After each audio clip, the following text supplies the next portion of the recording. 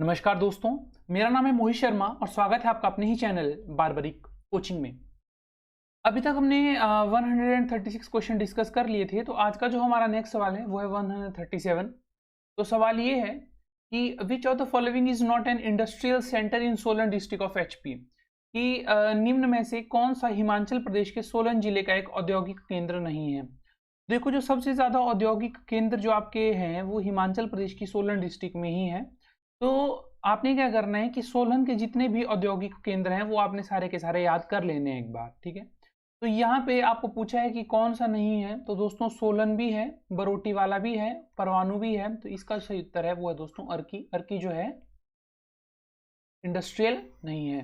चलिए अगला सवाल, सवाल 138 है कि सरयू मेला जो है, the Saryu fair of Bilaspur is dedicated to, वो किसको समर्पित है बिलासपुर का सरयू मेला।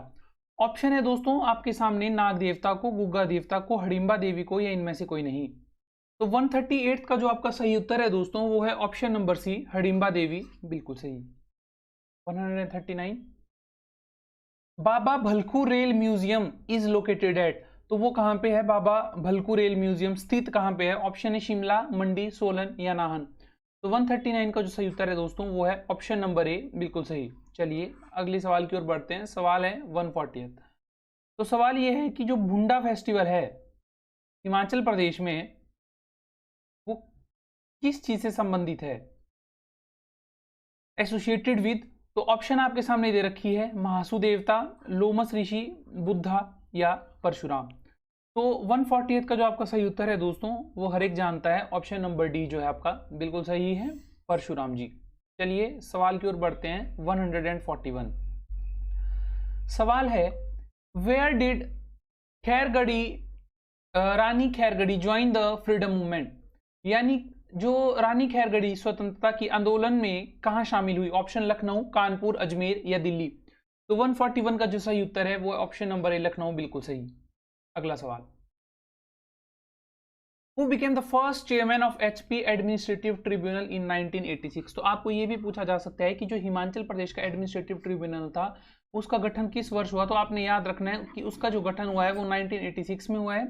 ऑप्शन आपके सामने पूछी गई है, जस्टिस लीला सेठ है, क्या इसका उत्तर जस्टिस HS ठाकुर है या हीरा सिंह ठाकुर है, क्या जस्टिस रूप सिंह ठाकुर है, या नन ऑफ दीज है। तो इसका जो सही उत्तर है वो ऑप्शन नंबर बी, बिल्कुल सही है, जस्टिस हीरा सिंह ठाकुर जी, बिल्कुल सही उत्तर है। चलिए सवाल है आपका दोस्तों 143।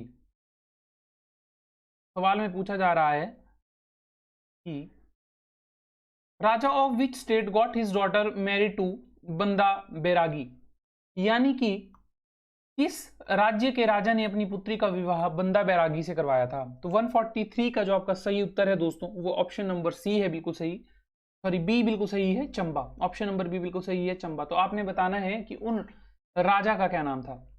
चलिए सवाल number 144, the first historian to make mention of Kangra state was, Kangra राज्य का उल्लेख करने वाला प्रथम इतिहासकार कौन था।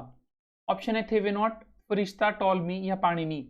तो 144 का जो सही उत्तर है दोस्तों वो ऑप्शन नंबर बी बिल्कुल सही है, ऑप्शन नंबर बी फरिश्ता, बिल्कुल सही।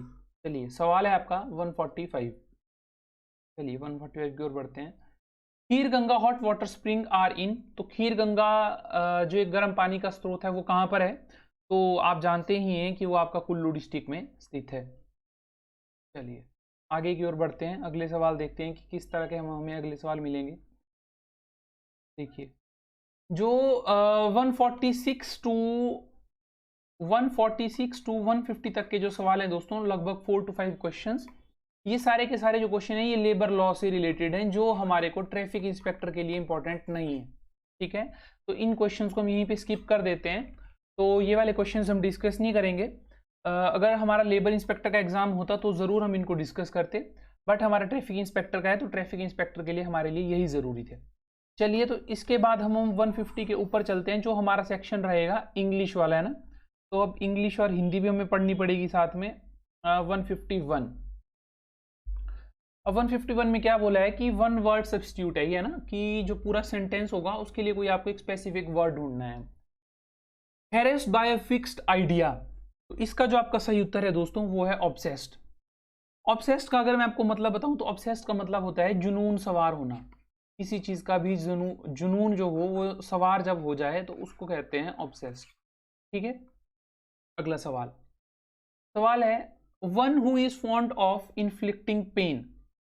इसका जो सही उत्तर है दोस्तों वो है सैडिस्ट। इसका जो उत्तर क्या है? सैडिस्ट। अगला सवाल 153, a feeling of attraction as well as repulsion. ऐसी फीलिंग जिसमें अट्रैक्शन और रिपल्शन हो तो उसके लिए हम क्या शब्द यूज करेंगे? तो उसके लिए जो हमारा शब्द रहेगा दोस्तों वो है एम्बिवेलेंस। एम्बिवेलेंस का अगर हम मतलब बताऊं तो एम्बिवेलेंस का मतलब होता है दोस्तों दुविधा, किसी परेशानी, दुविधा यानी कंफ्यूजन में, अट्रैक्शन और रिपल्शन दोनों की वो फीलिंग है ना। तो इसका जो ऑप्शन है वो है ऑप्शन नंबर बी, बिल्कुल सही। चलिए सवाल चलते हैं 154 की ओर।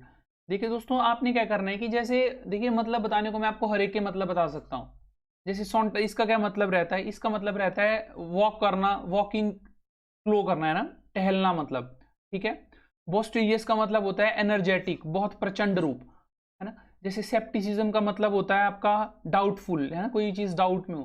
तो मतलब इन सब के बताए जा सकते हैं, लेकिन आपका क्या काम है कि दोस्तों ये जो चीजें हैं ये आपने खुद कोशिश करनी है कि आप इन्हें अच्छे से करें। चलिए 154 की ओर बढ़ते हैं कि 154 क्वेश्चन में क्या पूछा जा रहा है।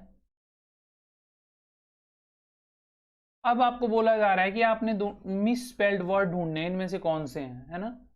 तो इसका जो सही उत्तर है दोस्तों वो है ऑप्शन नंबर डी, बिल्कुल सही। ठीक है। जो ऑप्शन नंबर सी है ना, मिलिटेंट, तो वो आपको पता ही है। तो चास्ट इसका मतलब होता है दोस्तों पवित्र। चौटिक इसका मतलब होता है आपका गड़बड़ या डिसऑर्डर, कोई भी है ना, डिसऑर्डर, और इसका मतलब होता है पवित्र। अगला है, अगले का जो आपका सही उत्तर है दोस्तों वो ऑप्शन नंबर ए बिल्कुल सही है, ये बिल्कुल गलत वर्ड है ना। तो जो ऑप्शन नंबर बी है इनवियस, इसका मतलब होता है ईर्ष्या। अगला है ट्रेजर, तो ये खजाना होता है। और अगला है अपब्रेड, तो अपब्रेड होता है आपका फटकारना या गुस्सा करना, है ना, इस टाइप में। ऑप्शन नंबर 156 क्वेश्चन चला आपका। तो 156 में क्या बोला जा रहा है, यहाँ पर भी आपको यही है ना सेम। तो इसका जो सही उत्तर है वो ऑप्शन नंबर डी है, ये बिल्कुल गलत है। तो सिलिस्टियल का मतलब होता है स्वर्गीय होना, है ना। टेम्पेस्टेट, टेम्पस्टियस का मतलब है दोस्तों आपका इसका मतलब मुझे अभी याद नहीं आ रहा है। इसका मतलब होता है दोस्तों तूफानी, है ना। यानी अब मैं इसको हिंदी में तो बता सकता हूँ, लेकिन इसके लिए मेरे पास कोई और सिनोनिम नहीं है इस टाइम। एक्विसेंट का मतलब होता है दोस्तों आपका सेटिस्फाई, है ना, सेटिस्फेक्शन। इसका आप सिनोनिम देख लेना, ऑप्शन नंबर बी का, टेम्पेस्टुअस का। चलिए 157, तो अब आपको बोला है कि आपने बेस्ट एक्सप्रेस मीनिंग देखना है किसी भी वर्ड के लिए कि इसके लिए सबसे अच्छा वर्ड कौन सा रहेगा। तो वर्ड है एम्पलीट्यूड। तो एम्पलीट्यूड के लिए जो सबसे बेस्ट वर्ड है दोस्तों वो ऑप्शन नंबर बी बिल्कुल सही है, अबंडेंस। तो इसका जो मतलब है वो होता है दोस्तों भरमार या प्रचुरता, यानी काफी अच्छी मात्रा में। 158 इविंस, इविंस का मतलब रहेगा दोस्तों आपका, इविंस का मतलब होता है किसी भी चीज को जब जताया जाता है या जताना। तो 158 का जो सही उत्तर है दोस्तों वो ऑप्शन नंबर ए बिल्कुल सही है, रिवील, रिवील। बात करते हैं 159 की ओर। देखिए इंग्लिश और मेनली इंग्लिश, इंग्लिश एक ऐसी चीज़ है जो कभी रिपीट नहीं होती है ना। तो इंग्लिश में आपको कहूँगा कि आप डेली इंग्लिश न्यूज़पेपर करेंगे तो आपका वहाँ से आसानी से हो जाएगा।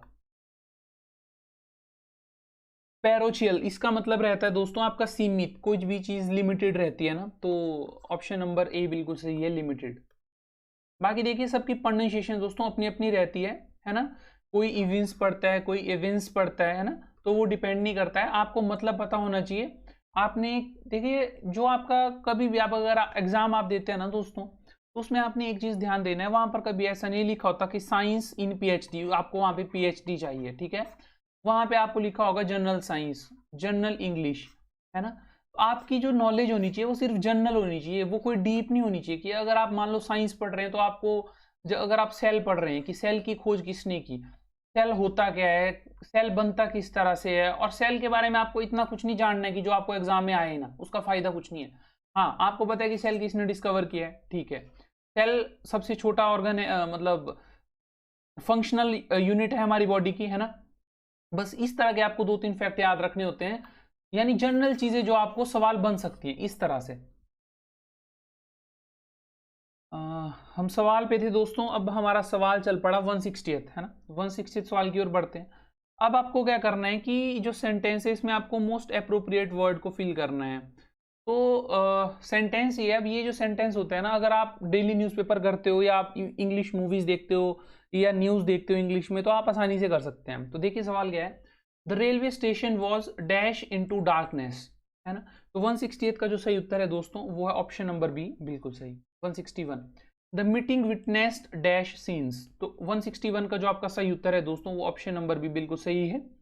162, है ना, she could not get dash her disappointment dash having been rejected in the interview, तो 162 का जो आपका सही उत्तर है वो ऑप्शन नंबर सी बिल्कुल सही है।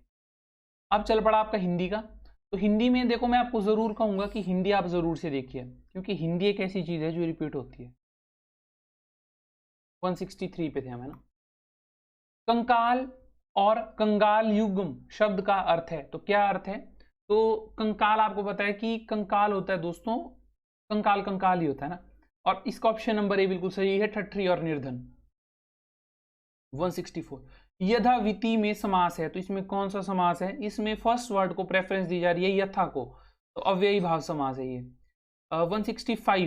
165 आड़ो हाथे लेना मुहावरे का अर्थ है, तो 165 का जो सही उत्तर है वो है झगड़ा लगाना।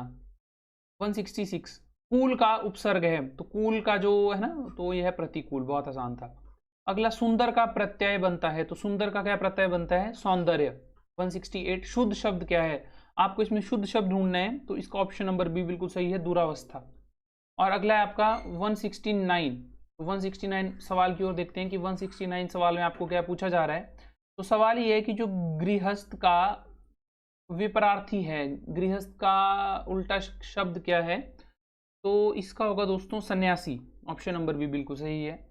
प्रत्युत्तर का संधि विच्छेद करें, तो इसका जो सही उत्तर है वो ऑप्शन नंबर बी बिल्कुल सही है, प्रति प्लस उत्तर। देखो इसी के साथ मैं आपको बताना चाहता हूं कि अगर आपको हिंदी नहीं आ रही, आपको इंग्लिश नहीं आ रही, आपको साइंस नहीं आ रही, आपको हिस्ट्री नहीं आ रही, आपको पॉलिटिकल साइंस नहीं आ रही, आपको यानी दिक्कत आ रही है, तो आपके लिए मैं बता रहा हूं दोस्तों 2500 रुपीज़ का कोर्स है जो आपके पास लाइफ टाइम तक रहेगा, जिसमें आपकी पूरी चीज़ें कवर रहेंगी। अगर आपको इसमें कोई भी डाउट होता है आप मुझे व्हाट्सएप कर सकते हैं, आप मुझे कॉल कर सकते हैं, ठीक है। वो कोर्स मैं आपको व्हाट्सएप पे दूंगा, वो प्राइवेट लेक्चर्स रहते हैं जो आपको मैं प्रोवाइड करवाऊंगा, उसमें पूरी की पूरी चीज़ें अच्छे से कवर की गई हैं। अगर आपको लगता है कि हाँ क्वेश्चन पेपर करके या जो आपका एचपी पोर्शन करके आपका ये निकल जाएगा, तो ये पॉसिबल नहीं है। हाँ अगर आपने पहले कर रखा है तो सही बात है, तब कोई दिक्कत नहीं है। लेकिन मैं आपको यही बताना चाहता हूँ कि अगर आप पेपर देने जा रहे हैं तो अपना एग्जाम अच्छे से देना। अभी हम इसके बाद और क्वेश्चन पेपर भी डिस्कस करेंगे, आज के लिए सिर्फ इतना ही। अगर ये वीडियो आपको अच्छी लगे दोस्तों तो